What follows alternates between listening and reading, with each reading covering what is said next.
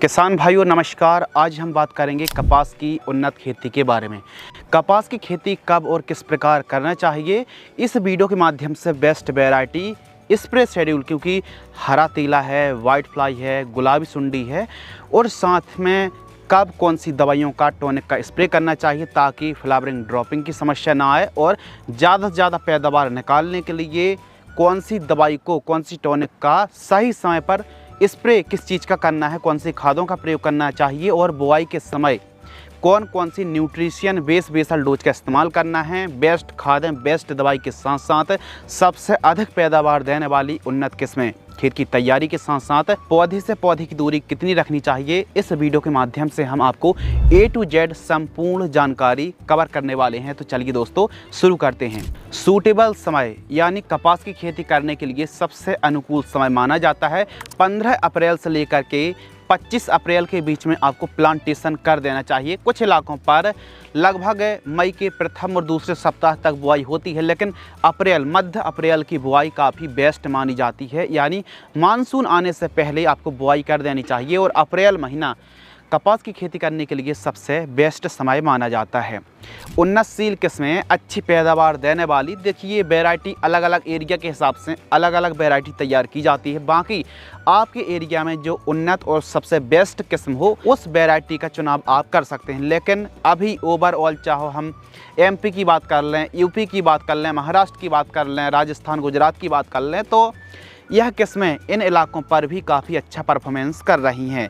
Number 1 राशि RCH 926 variety. राशि की ही एक और किस्म आती है 776, निजू बिडू सीड्स की राजा वैरायटी, और साथ ही राशि की 659 और US एग्री सीड्स की US 51 के नाम से वैरायटी आती है। इन किस्मों को आप लगा सकते हैं। बाकी आपके एरिया पर और भी बेस्ट परफॉर्मेंस देने वाली किस्म और आपने कितनी तक पैदावार निकाली है, यह भी कमेंट्स में ज़रूर जानकारी साझा करें ताकि अन्य किसानों की भी मदद हो सके।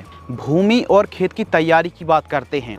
सबसे पहले जो भूमि है इसकी तैयारी बहुत बढ़िया तरीके से करना है। नंबर 1 उत्तम जल निकास का प्रबंध होना चाहिए, अच्छे से बेड तैयार करना है। और जो भूमि है दोमट भूमि, रेतीली दोमट, बालुई दोमट के साथ साथ जो दोमट भूमि होती है कपास के लिए सबसे बेस्ट मानी जाती है। बाकी हैवी और हल्की सॉइल, हर एक प्रकार की सॉइल पर कपास की खेती की जा सकती है, लेकिन काली मिट्टी, काली दोमट भूमि पर कॉटन की पैदावार काफ़ी अच्छी निकलती है।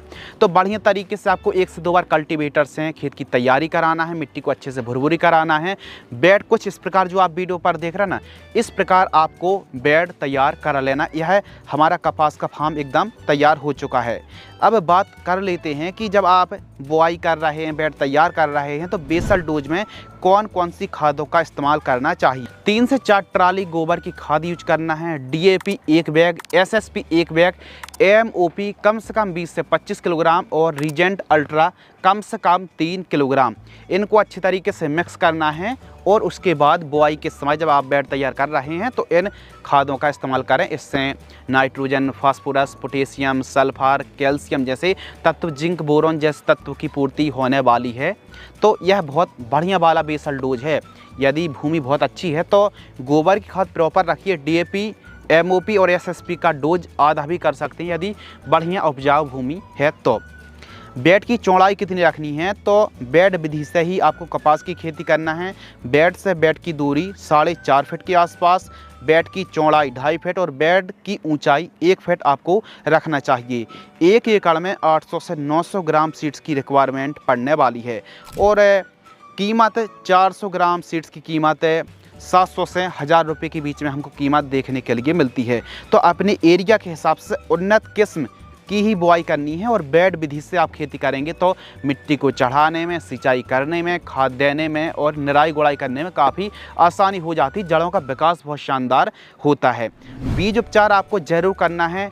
आप हाइब्रिड या फिर जो बेस्ट क्वालिटी का सीड्स लाते हैं, पहले से उपचार ज़रूर होता है, लेकिन सीड्स को ट्रीटमेंट करने से बहुत अच्छा रिजल्ट मिलता है। UPL कंपनी की इलेक्ट्रॉन या फिर सिजेंटा कंपनी की वाइब्रेंस इंट्रीगल आती है, या फिर BASF कंपनी की झेलोरा फंगिसाइड आती। इनमें से कोई भी एक फफूंदनाशक से बीजों को उपचार करने पर विल्ट की समस्या, सूखने की समस्या और जड़ संबंधित इंसेक्ट और फंगस की समस्या से काफ़ी अच्छा कंट्रोल मिलता है। तो यह 3-4 में से कोई भी एक दवाई से बीजों को उपचार करें स्वस्थ अंकुरण के लिए। और जब हमारी फसल 20-30 दिन की हो जाए तो ट्राइकोडर्मा या फिर गोबर की खाद के साथ ट्राइकोडर्मा मिला करके भी प्रयोग करेंगे तो विल्ट की समस्या ख़त्म हो जाती है, जिसे हम ओखेटा बेल्ट ओकठा के नाम से जानते हैं। तो बाकी जब 20-30 दिन की फसल हो जाए तो ट्राइकोडर्मा 500 ml से लेकर के 1 लीटर सिंपल सिंचाई के साथ आप प्रयोग कर सकते हैं, बढ़िया रिजल्ट मिलेगा। गोबर की खाद के साथ भी ट्राइकोडर्मा मिक्स करके प्रयोग करने से भी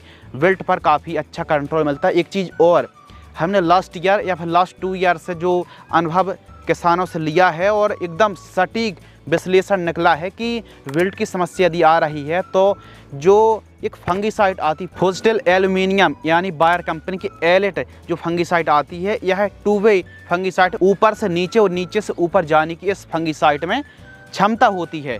तो इसकी ड्रिंचिंग भी यदि आप करते हैं, सिंचाई के साथ प्रयोग करते हैं, एलिट का डोज लगभग 300 ग्राम से लेकर के 500 ग्राम के बीच में आप 1 एकड़ में प्रयोग करेंगे तो विल्ट से बहुत अच्छा कंट्रोल मिलता है। एकदम एक प्रकार से कह सकते हैं कि कंट्रोल करने में काफ़ी सक्षम है।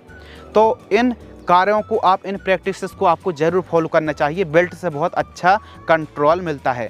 पौधे से पौधे की दूरी 2 फीट और लाइन से लाइन की दूरी 4 फीट रखिए। सीड्स की गहराई लगभग 4 से 5 सेंटीमीटर गहराई सीड्स की पर्याप्त होती है।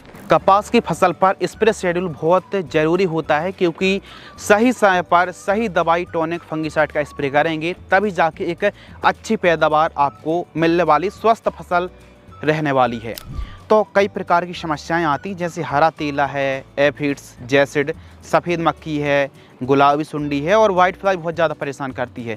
बेल्ट ब्लाइट जैसी समस्या आती, और भी अलग अलग प्रकार की इल्ली बॉल वर्म का प्रकोप तो देखने के लिए मिलता है, पिंक बॉल वर्म का प्रकोप देखने के लिए मिलता है। तो इन सभी बीमारियों को कंट्रोल करने के लिए, फसल को स्वस्थ रखने के लिए सही समय पर सही स्प्रे शेड्यूल हम कॉम्बिनेशन आपको बता रहे हैं, जिसमें टॉनिक फंगीसाइड कीटनाशक है जो कि रोग आ चुके हैं तो उनको कंट्रोल करेगी, नहीं आए हैं तो आने नहीं देगी।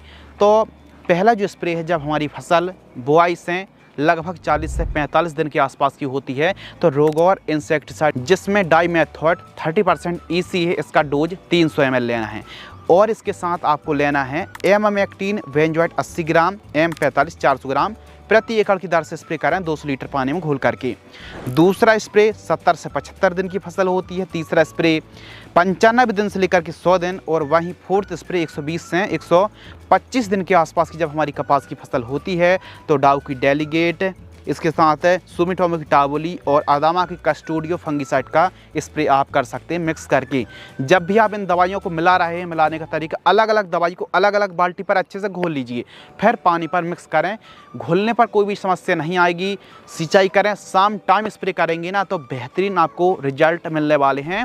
और रही बात खाद शेड्यूल की, यदि आप नॉर्मल तरीके से खेती कर रहे हैं तो जड़ों से 2 से 3 इंच दूर मिट्टी को खोद करके आप इस प्रकार खाद शेड्यूल चला सकते हैं। यदि आप नॉर्मल तरीके से ड्रिप नहीं लगाई, नॉर्मल तरीके से आप खेती कर रहे हैं तो इस प्रकार आप फर्टिगेशन शेड्यूल चला सकते हैं। प्रथम खाद 35 से 40 दिन की फसल है। दूसरी खाद में 65 से 70 दिन की फसल। इन खादों का आप प्रयोग कर सकते हैं। पहली खाद में आप चाहें तो जिंक सल्फेट की जगह सल्फर का इस्तेमाल भी कर सकते हैं। और दूसरी खाद में माइक्रो न्यूट्रिएंट की जगह आप टाटा की रैली गोल्ड का भी इस्तेमाल कर सकते हैं। बेहतरीन आपको रिजल्ट देखने के लिए मिलेगा। तो इस प्रकार हमारे किसान भाई कपास की फसल पर खाद शेड्यूल चला सकते हैं। लाइफ साइकिल की बात करते हैं तो कपास की फसल की लाइफ साइकिल 150 से 170 दिन में कपास की फसल तैयार हो जाती है। कुछ वैरायटी 130 दिन में तैयार हो जाती है तो कुछ वैरायटी 145 से 155 दिन, वहीं कुछ वैरायटी 165 दिन तक का समय लग जाता है। यानी कपास की फसल थोड़ा लंबा समय लेती है। बाकी आप समय के हिसाब से कैसी भूमि है उस हिसाब से वैरायटी का चुनाव कर सकते हैं। वैरायटी में भी समय का फेरबदल रहता है तो अपने हिसाब बेस्ट वैरायटी का चुनाव करना चाहिए। फर्स्ट पिकिंग की बात करें तो 120 से 125 दिन में हार्वेस्टिंग के लिए कॉटन तैयार हो जाती है। तो दोस्तों इस प्रकार आप कपास की खेती करके काफ़ी अच्छी कमाई कर सकते हैं, एकदम स्वस्थ फसल को तैयार कर सकते हैं। यदि आपको यह वीडियो पसंद आती है तो वीडियो को लाइक करें, चैनल को सब्सक्राइब करें। धन्यवाद।